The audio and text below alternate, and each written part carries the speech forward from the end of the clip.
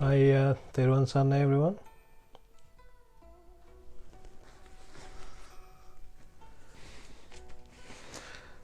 I think it's time to start.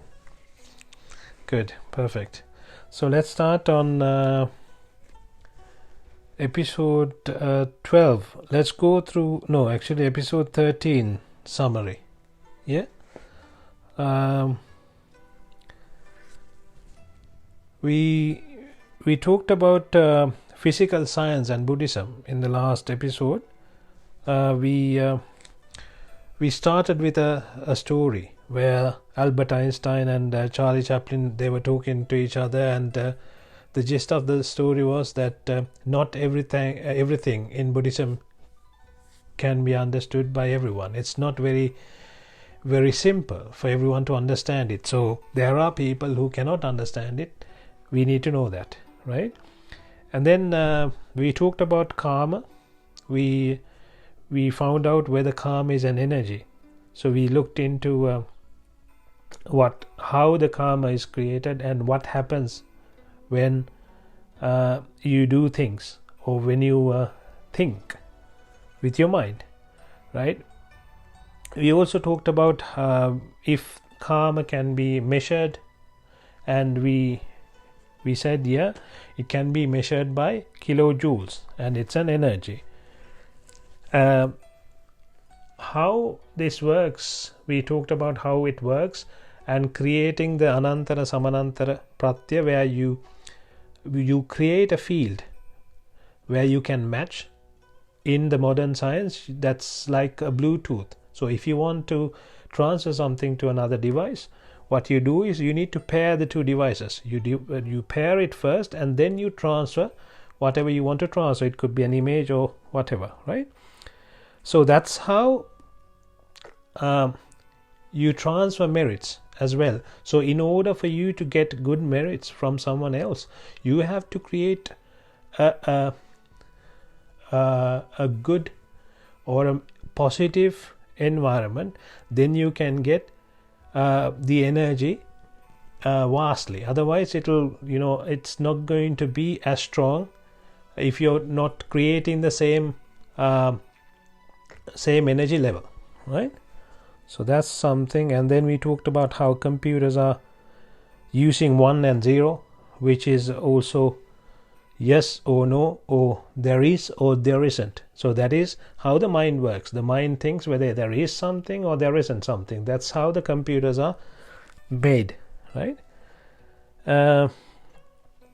Another thing we identified was, just because you can't hear or you can't see or you can't smell doesn't mean that there is it's not there or it doesn't exist, right?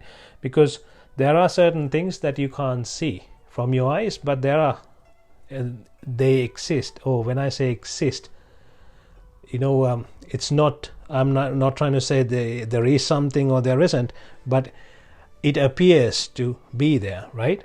So same way, hearing, there is a certain level where you can hear, and out of that you can't hear, right?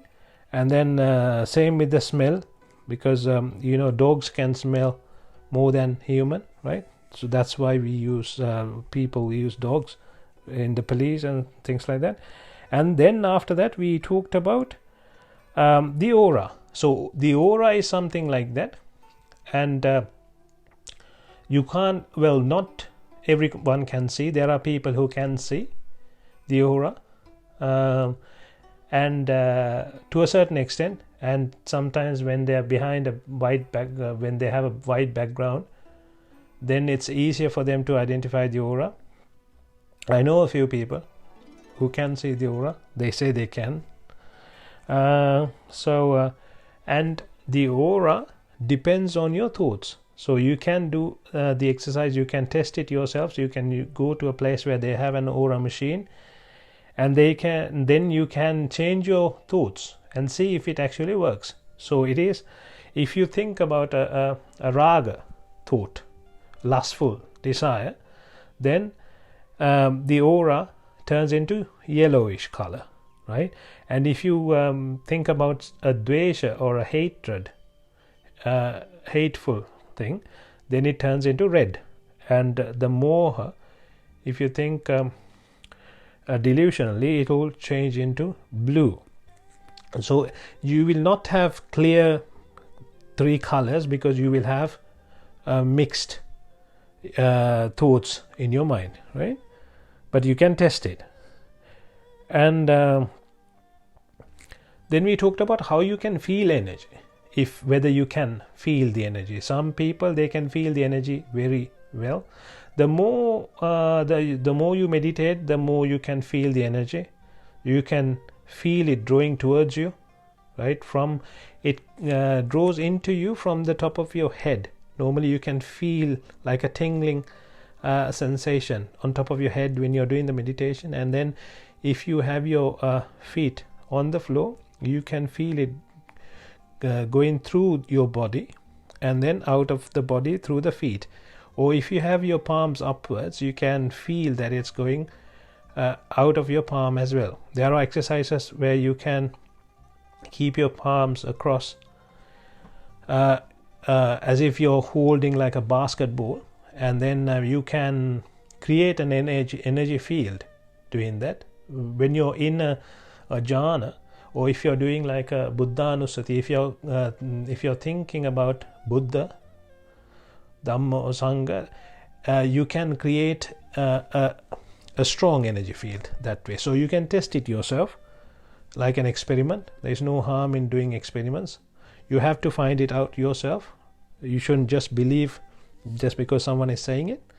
So then you can feel the energy. You can feel like a balloon first. Maybe the balloon might even get stronger and stronger if you keep practicing it. And then you can do an exercise where you can throw the balloon up towards the sky after some time, and hope that it will, go towards people who need it, like positive energy, or creatures who need it, kind of thing, right? So that's like a loving and kindness exercise that you can do. And then we talked about we also talked about how we draw energy from Jaya or Muninda. So there are certain phrases that you say to draw energy towards you, which will make you stronger and which will help you in meditation, right? Sometimes you have a lot of disturbances when you try to do meditation, so you can avoid those disturbances by drawing energy towards you. That's one thing. And then you have to also sometimes it's good to say that none of these energy, that the energy that goes out of you will not disturb anyone outside, because sometimes when the energy from the energy that disposes from your body, it might be hurtful for other creatures.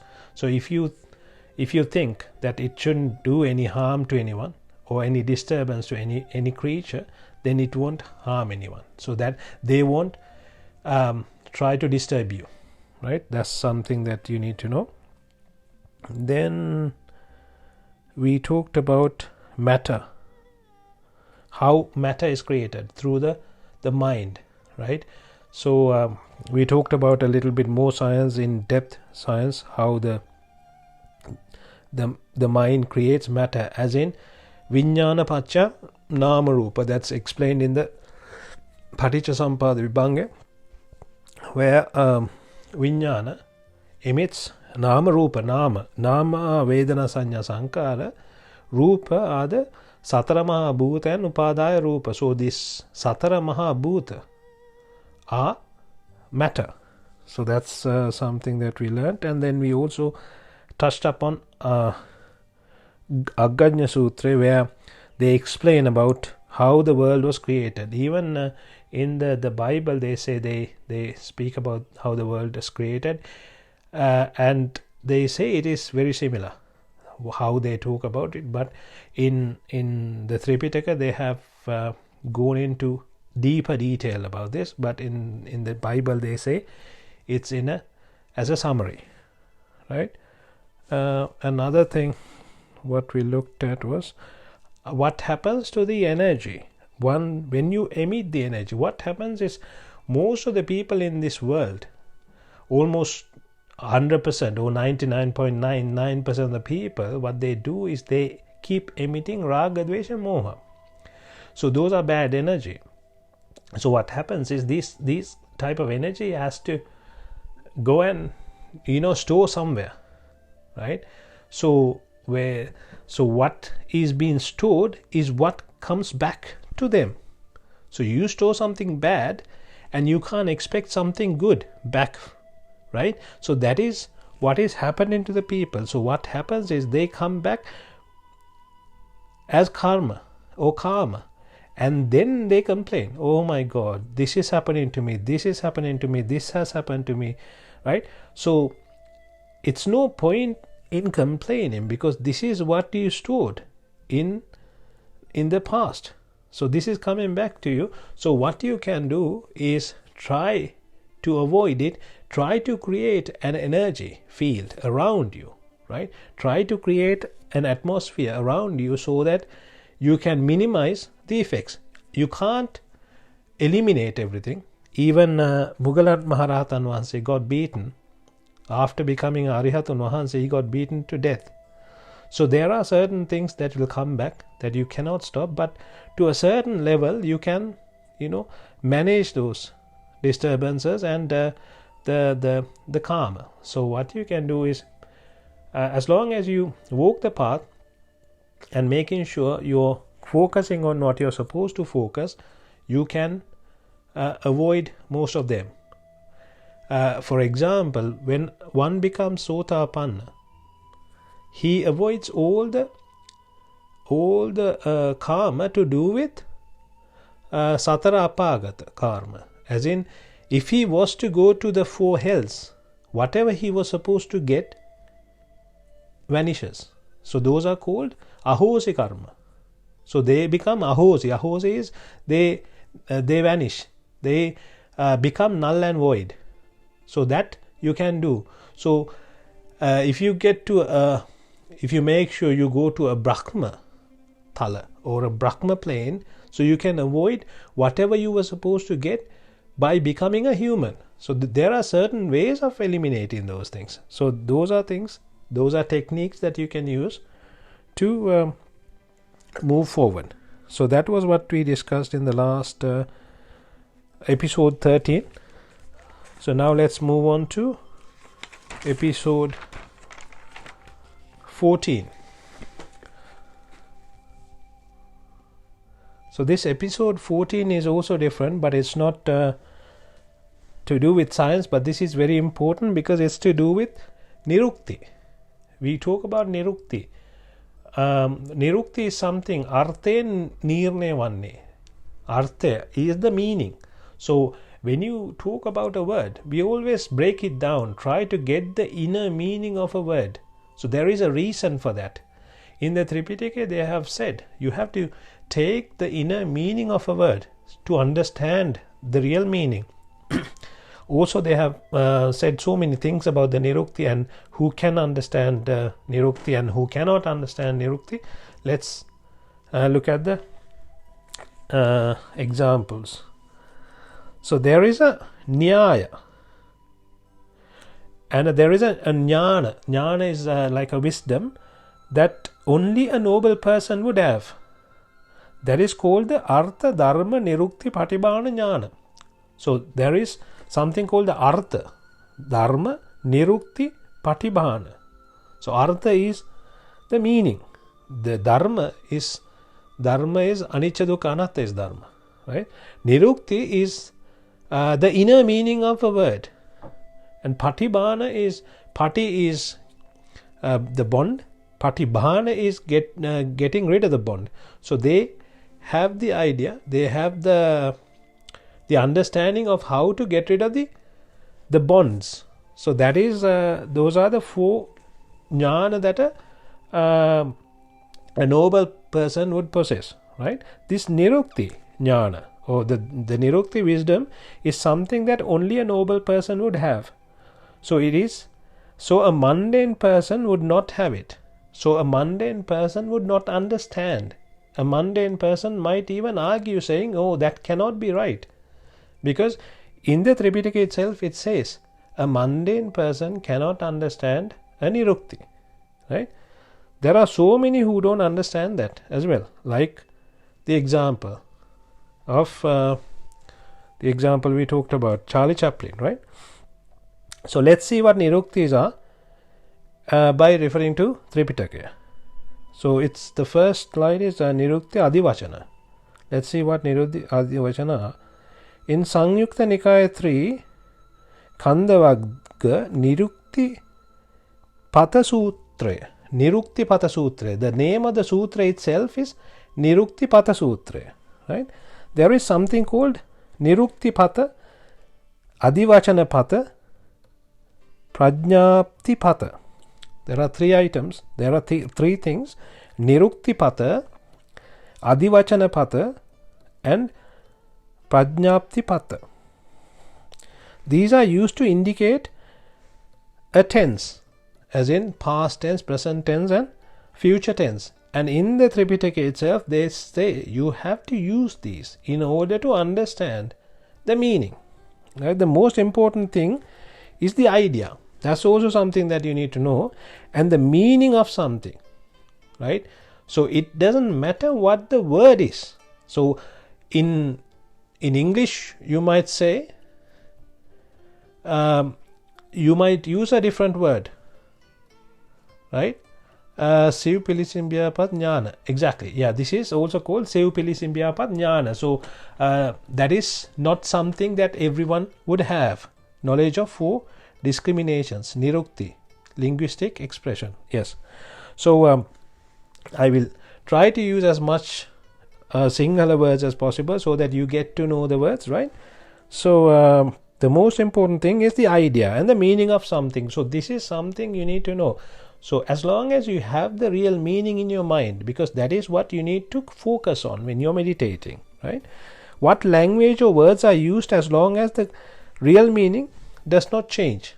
So as long as you don't change the inner meaning or the feel, it doesn't matter. Like when we talked about anicca, one might say anitya. They might pronounce it as anitya, as long as they have the real meaning in their mind, and if they focus on the real feel, that's good. But it's good to have the right word as well. If you can, try to use the right word, because there is something called when you're pronouncing something, there is a power generated with the word itself, right? So that there is something like that too, right?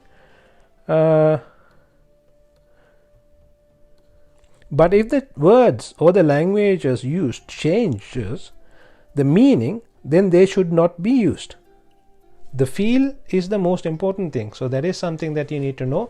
If you get to the right feel, then you can go to the dhyana, you can walk the path. If you get the wrong feel, then you can't do anything, you can't move forward, you'll be stuck in there thinking about the wrong thing, getting the wrong feel, right? The name of the sutra is Nirukthi Pata Sutra. So the name itself is Nirukthi Pata Sutra. Because I am mentioning this again and again, because some people argue saying no, Nirukthi is not needed. So that is why this is more important, right? There is a Nirukthi Pata Sutra. How does the transcendental meaning disappear? So let's see how the real Lokottara meaning disappears, right? The next sutra is in the Samyukta Nikaya, Ani Sutra. In the Ani Sutra, Tathagata Vahansa is saying this. It is in the Ani Sutra. In future, these transcendental meanings will slowly start to disappear, as many will prefer to listen to the melodies and literature, song-type chantings. So in the Samyukta Nikaya itself, Lord Buddha has mentioned that this will happen in future. Because what happens is people want to listen to melodies. They like to listen to something that sounds nice. It's not about the feel or the meaning. Because most of the majority cannot understand. So when you can't understand, if you can at least listen to it, then they will go after it. So that is what has happened at the moment, right? In most of the places, and Lord Buddha has mentioned it in the Ani Sutra. These disappeared Dhamma concepts can only be given live by a Nirukthi and Adivachana. So this is the only way to come back and pull back the hidden Buddhism. So that is what happened when Vaharaka Theru, he understood, he had the Nirukthi Patisangita Jnana. So that is a special Jnana. So through that he could get the inner meaning. Hence why he found out, okay, this is the real meaning, and that is how he pulled out all the Thripitaka and all the sutra, and we got to this transcendental meaning. Otherwise we wouldn't be able to get to this place where we understand Dhamma, and now we can map everything. We know what is going on. We know how the Four Noble Truths map to Asada Adina Nissarana, how that is mapped to Anicca Dukkha Anatta, how that is mapped to all the Sattis Bodhiparshika Dharma are mapped. Because now we understand. Earlier it didn't make sense because they were taking it in a mundane meaning. So the Nirukthi are like the inner meanings, and Adivachana, also there is something called Adivachana. They are like synonyms, right? So the Nirukthi is like the linguistic expression, right? But it is the real inner meaning. So there is a reason for every sound to happen. So that is the cause and effect theory itself explains there is a cause and an effect, right? So Nirukthi Jnana will describe the meaning of the Lokottara preachings. Only a person who understood or who became noble can explain this Nirukthi. In the Kuddaka, next one is in the Kuddaka Nikaya Chulla Niddesa Pali Parayana Vagga. They are talking about the one who has comprehended the Satara Satipatthana, Satara Samya Pradhana, Satara Irdhipad, Pancha Indriya, Pancha Bala, Sapta Bojjanga, Arya Ashtangika Marga. So those are the 37 Sattis Bodhiparshika Dharma. This is what Buddhism is, right? So one who has comprehended the Sattis Bodhiparshika Dharma, or in other words a noble person, will understand Nirukthi, right? He will understand Artha, Dharma, Nirukthi and Patibhana. So Artha is the meanings, and the Dharma, Anicca Dukkha Anatta, the Nirukthi are the inner meaning, shall I say, and then Patibhana is breaking bonds in a very short way, if I put it, right? And these are the Attapurisa Puggala. Attapurisa Puggala is the Sotapanna Phala, Sotapanna Marga Phala, then Sakadagami Marga Phala, then Anagami Marga Phala, then Arihat Marga and Phala. Only these people would understand that. Then there is something called the Sakaya Niruktiya. So that is also something that we need to understand. What is Sakaya Niruktiya? In the Vinaya Pitaka, Chulla Vagga they explain about Yamelu and Thekula. There were two people who came and spoke to Lord Buddha. They said, "Venerable Sir, monks with various names who came from various castes are using various words and languages to tarnish Buddhism." So they are saying, they are trying to explain to Lord Buddha that this Buddhism is destroyed by various monks who came from different castes using different languages. So they are suggesting, can we translate this to Sanskrit and write them down? What do you think the Buddha said? Lord Buddha said, no. He called them empty people, his Purusa, right? Empty people. How can you ask something like this? This will not help people who do not understand to understand. This will not help people who do not understand to understand. This will only create confusions in future. So Lord Buddha has mentioned that if you translate this into Sanskrit, this will happen. So that is what Christian was mentioning last week or the week before, right? Sakaya Niruktiya. So what they are saying is Sakaya Niruktiya Buddha Vachanam Pariya Punyantu Pariya Punitu.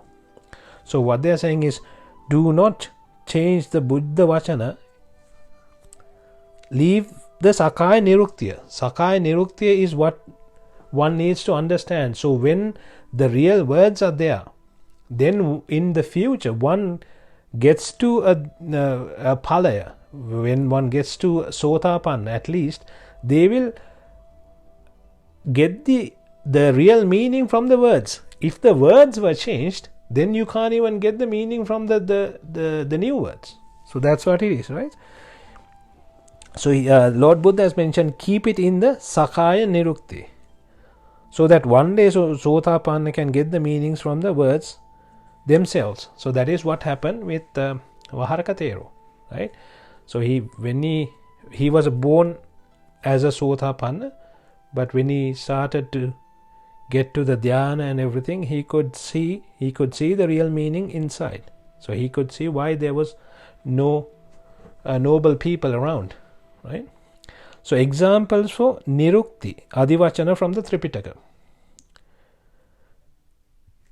Nirukthi for the word Sattva. We say Sattva, right? We say Peradiga Vasana Sattva, Pera Anudiga Vasana Sattva, then we say Sielu Loka, Sielu Sattva. We use the word Sattva. Sattva is in the normal mundane world is used to represent creatures. So any creature. So that is what one would think. But let's see what the Thripitaka says. If we translate to when we do the Arya Maitri Bhavanava, or the noble loving and kindness meditation, we say this, right? Mamada Sielu Sattva, Sielu Loka, Sielu Sattva. And also here people take them as large, small, tiny, two-legged animals or mammals, etc. Right? So in the Kuddaka Nikaya, Mahaniddesa Pali, Guhantaka Sutra Niddesha. If one is attached to Rupa, Vedana, Sanya, Sankara and Vijnana with Raga, Dvesha, Moha, that is Sattva. So in the Kuddaka Nikaya, Mahaniddesa Pali, they are saying if one is attached to Rupa, Vedana, Sanya, Sankara, Vijnana with Raga, Dvesha, Moha, that is a Sattva. Sattva. So in the Sattva itself, we can break it down and try to get a transcendental meaning or a Nirukthi. How can we break it down? Sat, At. So we know Sat. We say Sat Kaya Ditya, we call it Sat Purusa Sansevane, Sat Dharma. So Sat is, we take it as good, right? Sat. So if someone is taking something as good and drawing towards the lower side via Patta, so via Dhamma. If someone is drawing towards the via Dhamma or the drawing towards the lower side by taking anything as Sat, so that is what was explained in the Thripitaka. So Sat means Rupa, Vedana, Sanya, Sankara, Vijnana. You attach. One attaches thinking that it is good, it is great. So if anyone is attaching that way, that is a Sattva. So who is not a Sattva? There are three: Buddha, Pase Buddha and Arahata Buddha. Those are the only three that is not falling under Sattva. Right? Anyone other than Rahatan Vahanse is a Sattva to a certain extent. So it can be even an anagami person can also be a sattva, is a sattva to a certain extent. Not a sattva as bad as a sotapanna, right? So, but it's a sattva. The one who attached the world, lokasattva. The one who's attached to the bodhisattva. That's right, bodhisattva. But it's sattva until you become Buddha. Then once you become Buddha or once you become enlightened, you're not sattva anymore, right? So moving on to Nirukthi for Sangha. So the next word is Sangha. Let's see. In the Kuddaka Nikaya, Mahanidesa Pali, Attadanda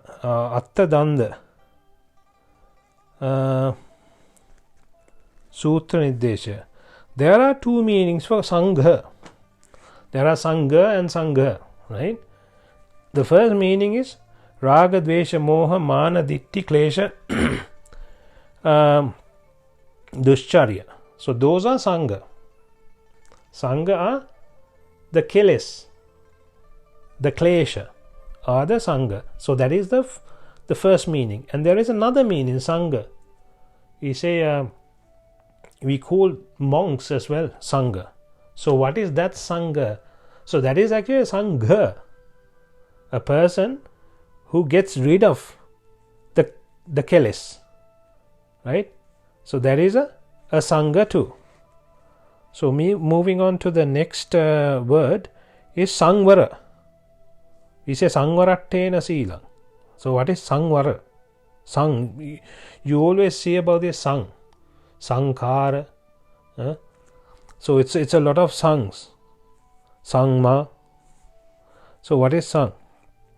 In the Samyukta Nikaya 4, Salayatana Vagya, Sangvara Sutra, the name of the sutra itself is Sangvara Sutra. It says, monks, let me explain or let me preach the Sangvara and the Asangvara.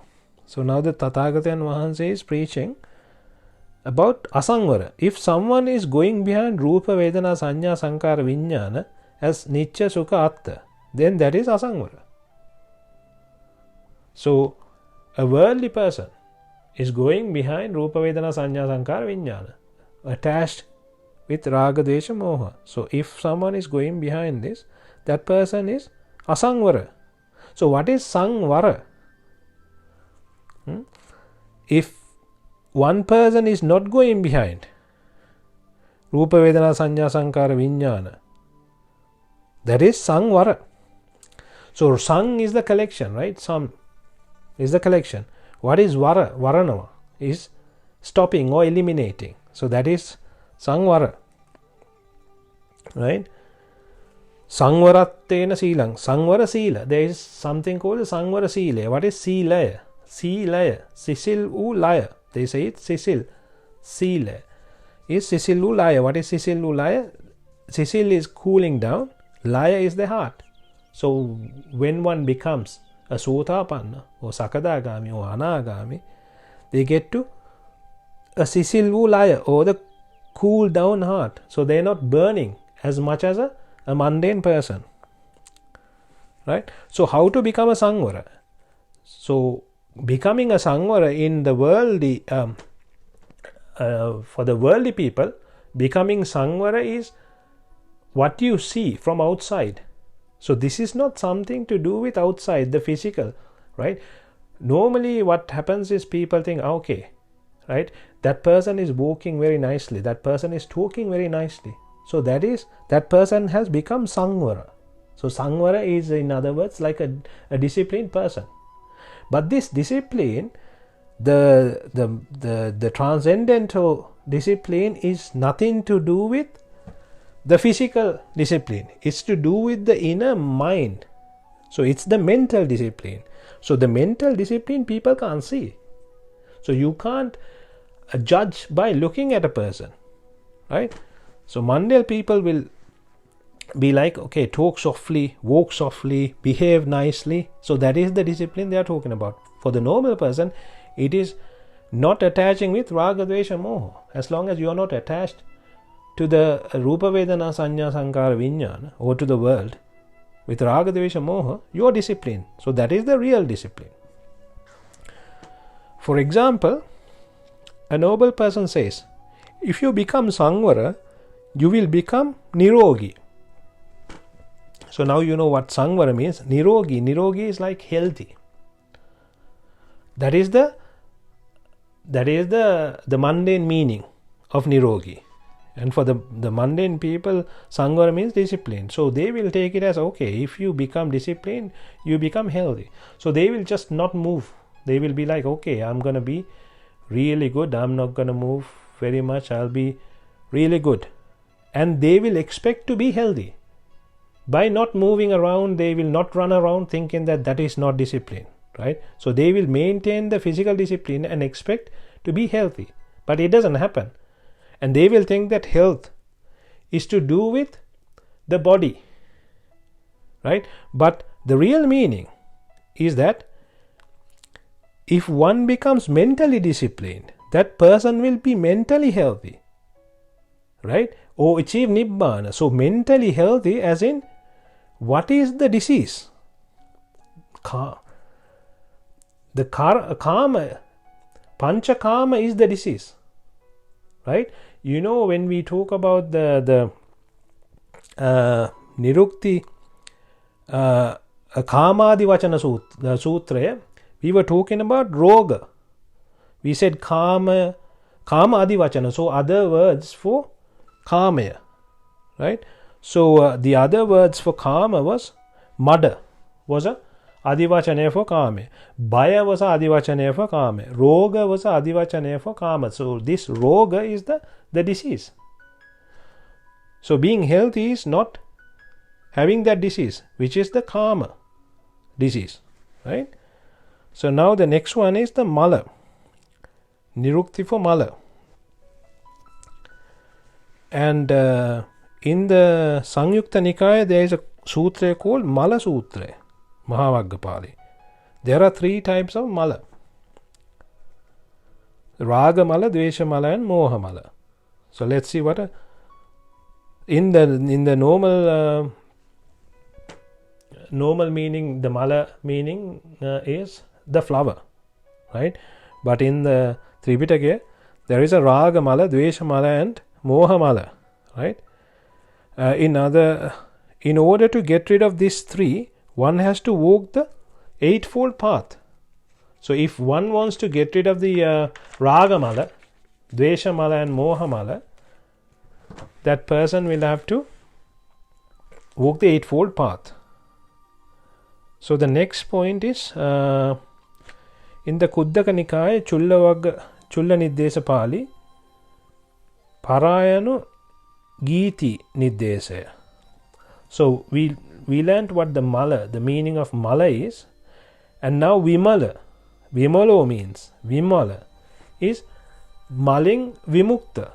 So that is how the vimala is created. Getting rid of the raga, dvesha, moha is vimala, right?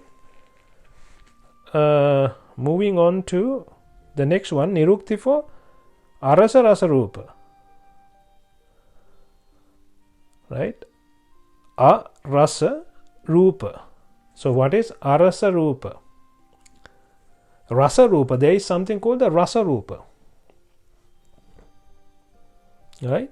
So rasa rupa and arasa rasa, eliminating the rasa rupa. So rasa rupa are the 5 rasa rupa. Rupa, shabda, gandha, rasa, sparsha are the rasa rupa.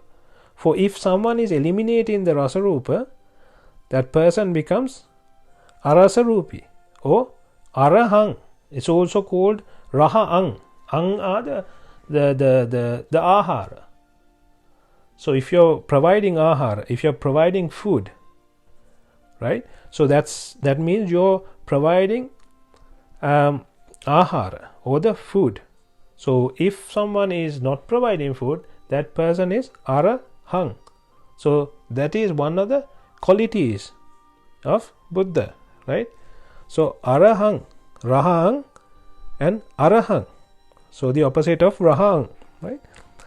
In the Vinaya Pitaka, Parajika Pali, Veranjana Kanda Sutraya, if you mean that Tathagatayan Vahanse has eliminated the desires for Rasa Rupa, then it is correct. So in this sutra, Tathagatayan Vahanse is saying, one person is talking about the meaning of the arasa. He's talking about the meaning of arasa rupa. So he's saying, yes, if you mean that Tathagatayan Vahanse has eliminated the desires for rasa rupa, then this is correct. So this is what it means, right? Meaning for Brahmacharyava. So the next one is Brahmacharyava. Yeah, Mala is also Mala is defilements. Raga, Desha, Moha are defilements, right? So meaning for Brahmacharyava. Sanyukta Nikaya Mahavagga Nirdesha Brahmacharya Sutra. The name of the sutra itself is Brahmacharya Sutra. So the noble eightfold path is Brahmacharyava. In the sutra they explain Samma Ditti, Samma Sankappa, Samma Vacha, Samma Kammanta, Samma Ajiva, Samma Vayam, Samma Sati, Samma Samadhi. These are known as Brahmacharyava. So what are Brahmasara Phala? So now he is asking what are Brahmasara Phala. So Sovan, Sagadagami, Anagami, Arihat are the Bambasara Phala. Not Brahmasara Phala, it says Bambasara Phala. Right? So those are the Phala of become by going through the eightfold path or following the eightfold path. So this Brahmacharyava in the normal meaning and the real Brahmacharya is different, right? So who is a real Brahma? Buddhu, Pase Buddhu and Maharahat. They are the real Brahma, right? The Charyava or the behavior of Brahma is the Brahmacharyava, right? Brahmacharyava is the eightfold path. So what you need to do is do the Brahmacharyava. What we all need to do is the Brahmacharyava. So that is how we attain Nibbhana, right? So that's actually about the Nirukthi. That is the Nirukthi